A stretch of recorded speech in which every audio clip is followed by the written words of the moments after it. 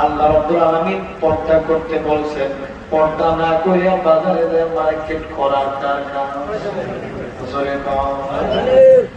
আর শয়তানের কাজ করে বয়ে থাকলে কাজ হবে না। কিয়ামতের ময়দানে মেয়েরা জীবনে মালিক আব্বার দিয়েছিলাম, বাবার পকেটের টাকা দিয়ে বাজারে যে মার্কেট করছিলাম, বাবা আমাকে পর্দার জন্য নিষেধ করে নাই।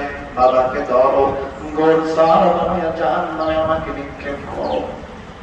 আছে আবার ডাকতে বলে, মালিক বড় ভাইয়ের অধীনে আমি ছিলাম, আমাকে বড় ভাই পর্দার জন্য নিষেধ করে নাই, আক্রমণ হাকিমের ভয় দেখায় নাই, পর্দা বসিদার কথা বলে নাই, শরীয়তের বিধিবিধানের কথা আমাকে জোরদার করে নাই। বিদায় বড় ভাইকে ধরো। বড় হবে মালিক আমার দল ছেড়ে কেউ ধরেন, কোন দিনে আমি ছিলাম, ও আমাকে পর্দার কথা বলে নাই, শরীয়তের বিধিবিধানের কথা বলে নাই। বিদায় ওকে গ্রেফতার করো।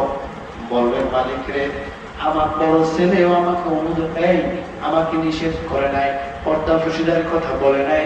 বিদায় এই 4 শ্রেণী পুরুষকে একজন মহিলা আল্লাহর দরবারে মামলা দায়ের করবে। কয় শ্রেণী? তাহলে তাহলে তো জোর করে বুঝলে বানাইছি, পর্দা না করে বাজারে গেলে শয়তানের কাজ। কিন্তু নিজে আইনে না দিয়া তাদেরকে দিয়ে করানো, সেটা কি শয়তানের কাজ নয়? কথা হয় না, শয়তানের কাজ নয়। হাতে 4 আওয়ার্স, হাতে কি উঠছে? 4 আওয়ার্স। কবুল মারে মাম আদরের মেয়েটার হাতে 4 আওয়ার্সে ডাক্তারে কইছে এটা কাইটিয়া এর ভিতরে জখম বাই করা লাগবে। কাইটে কি করা লাগবে? না, সম্ভব না।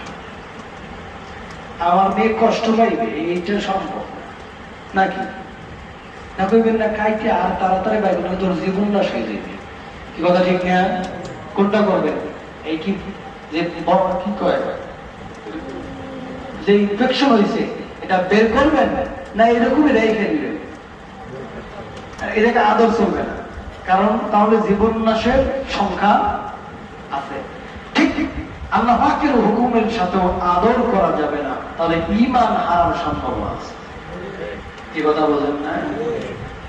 মেয়ে বলছে, স্ত্রী বলছে, মা এখনকার পছন্দই হয় না। ওই আমাদের বলার কালকে একটা প্রতিবেদন দেখলাম, একটা ছেলে প্রতিবেদন দিচ্ছে, হুজুর মার্কেটে বেচা কিনা করতেছে। ওকে দিকে দিকে দিয়েছে যে বেচা কিনার অবস্থা কি? ভাই বেশি একটা ভালো না। হ্যাঁ কেমন? স্বামী লইয়া স্ত্রী যেই দাম কই দাম আর বেশি স্বামী